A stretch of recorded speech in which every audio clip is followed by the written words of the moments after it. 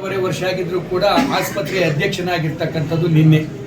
ಅಲ್ಲಿ ಸಮಸ್ಯೆಗಳು ಏನೈತೆ ಅಂತ ಮೊದಲು ಪತ್ತೆ ಹಚ್ಚಿ ಅಲ್ಲಿ ಸಂಬಂಧಪಟ್ಟಂಥ AMO, CMO, MS ಅಂದರೆ ಅಲ್ಲಿಗೆ ಸಂಬಂಧಪಟ್ಟ ವಿವಿಧ ಸ್ತರಗಳ ಅಧಿಕಾರವನ್ನು ಹೊಂದಿರತಕ್ಕಂಥ ಡಾಕ್ಟರ್ಗಳೇನಿದ್ದಾರೆ, ಪ್ರಾಂಶುಪಾಲರು, ಬೇರೆ ಬೇರೆ ವಿಭಾಗಗಳ ಡಾಕ್ಟರ್ ಮುಖ್ಯಸ್ಥರುಗಳನ್ನೆಲ್ಲರನ್ನೂ ಕರೆಸಿ ಇಲ್ಲಿ ಅವಶ್ಯವಾಗಿ ಆಗಬೇಕಾಗಿರ್ತಕ್ಕಂಥವನ್ನು ಪೂರೈಸಿ ನಂತರ ಅವರಿಂದ ಯಾವ ಕೆಲಸವನ್ನು ತಗೊಳ್ಬೇಕು, ಜನಗಳಿಗೆ ಯಾವ ಸ್ವಚ್ಛತೆಯಿಂದ ಹಿಡಿದು ಗುಣಮಟ್ಟದ ಚಿಕಿತ್ಸೆ ಸಿಗೋವರೆಗೂ ಕೂಡ ಯಾವುದೇ ವ್ಯತ್ಯಯ ಆಗದ ರೀತಿಯಲ್ಲಿ ಅಲ್ಲಿ ವ್ಯವಸ್ಥೆಯನ್ನು ನೋಡಿ ಅಲ್ಲಿಗೆ ಬೇಕಾಗಿರ್ತಕ್ಕಂಥ ಸುಧಾರಣೆಯನ್ನು ತರಲಿಕ್ಕೆ ಪ್ರಾಮಾಣಿಕ ಪ್ರಯತ್ನವನ್ನು ಎಲ್ಲರ ಸಹಕಾರದಿಂದ ಮಾಡ್ತೀನಿ. ಸರ್, ಈಗ ಗ್ರಾಮೀಣ ಭಾಗದ ರೈತಾಪಿ ಜನಗಳಿಗೆ ಏನಾದರೂ ವೈದ್ಯಕೀಯ ಚಿಕಿತ್ಸೆ ಸ್ವಲ್ಪ ಕಡಿಮೆ ದರದಲ್ಲಿ ಏನಾದರೂ ಕೊಡೋ ರೀತಿಯಲ್ಲಿ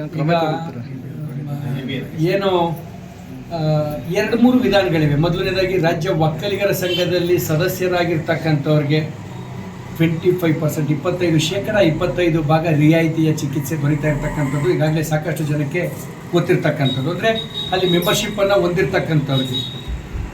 ಮೆಂಬರ್ಶಿಪ್ ಇಲ್ಲ ನಮ್ಮ ಹತ್ರ ಏನು BPL ಕಾರ್ಡು ಜೊತೆಗೆ ಆಯುಷ್ಮಾನ್ ಭಾರತಿನ ಸೇವೆಗೆ ಒಳಪಟ್ಟಿರ್ತಕ್ಕಂಥವ್ರಿಗೆ ಅದರೊಳಗೂ ಕೂಡ ಉಚಿತ ಚಿಕಿತ್ಸಾ ಸೌಲಭ್ಯ ಸಿಗ್ತಾ ಇರ್ತಕ್ಕಂಥದ್ದು. ಆಗ ಜೊತೆಗೆ ಯಶಸ್ವಿನಿ ಮಾಧ್ಯಮದ ಮುಖಾಂತರ ಯಶಸ್ವಿನಿಯ ಏನೋ ಒಂದು ಆರೋಗ್ಯ ತಪಾಸಣೆಯ ಒಂದು ಮಾರ್ಗ ಇದೆ. ಅದು ಜೊತೆಗೆ ನಾನಲ್ಲಿ ನಿಮ್ಮ ಆಶೀರ್ವಾದದಿಂದ ಅಲ್ಲಿ ಅಧ್ಯಕ್ಷನಾಗಿರೋದ್ರಿಂದ ಅಲ್ಲಿಗೆ ದೊರೀತಕ್ಕಂಥದ್ರೊಳಗೆ ನಾನು ಇನ್ನೊಂದು ಸ್ವಲ್ಪ ವಿಶೇಷವಾದಂಥ ರಿಯಾಯಿತಿಯನ್ನು ಕೊಡಿಸೋದ್ರೊಳಗೆ ನನಗೆ ಸಾಧ್ಯವಾಗ್ತದೆ.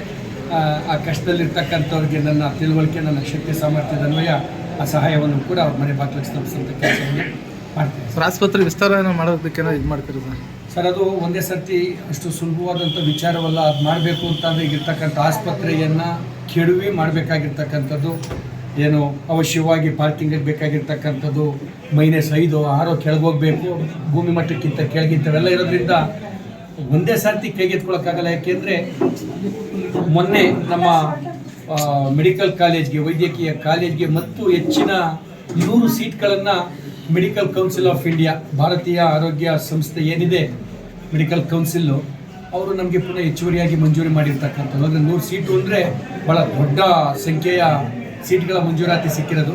ಅದಕ್ಕೆ ಬೇಕಾಗಿರ್ತಕ್ಕಂಥ ಮೂಲಭೂತ ಸೌಕರ್ಯಗಳನ್ನು, ಬಿಲ್ಡಿಂಗು, ಅನೇಕ ಇನ್ಸ್ಟ್ರೂಮೆಂಟ್ಸ್ ಬೇಕಾಗಿರ್ತದೆ, ದೊಡ್ಡ ಉಪನ್ಯಾಸಕರ ತಂಡ ಬೇಕಾಗಿರ್ತದೆ, ದೊಡ್ಡ ದೊಡ್ಡ ಡಾಕ್ಟ್ರುಗಳು, ಪ್ರೊಫೆಸರ್ಸು ಇಂಥವರು. ಇವೆಲ್ಲವನ್ನು ಮೊದಲು ಆದ್ಯತೆಯವಾರು ಇದನ್ನು ಒದಗಿಸಿ ನಂತರ ಆಸ್ಪತ್ರೆ ವಿಸ್ತರೀಕರಣಕ್ಕೂ ಕೂಡ ಕೈ ಹಾಕಬೇಕಾಗ್ತದೆ ಅನ್ನೋ ವಿಚಾರವನ್ನು ತಮ್ಮ ಜೊತೆ ಹಂಚಿಕೊಳ್ಳುತ್ತೇನೆ. Thank you sir. Thank you.